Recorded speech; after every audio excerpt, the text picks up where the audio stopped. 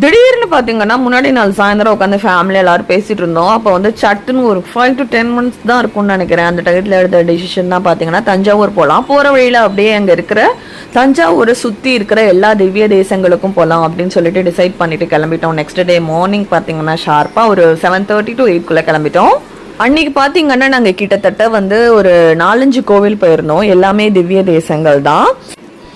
எல்லா கோவில்களுமே பார்த்தீங்கன்னா அவ்வளோ சூப்பராக இருந்தது. நிஜமாவே என்ன சொல்றது, எல்லாமே பழமை வாய்ந்த கோவில்கள்.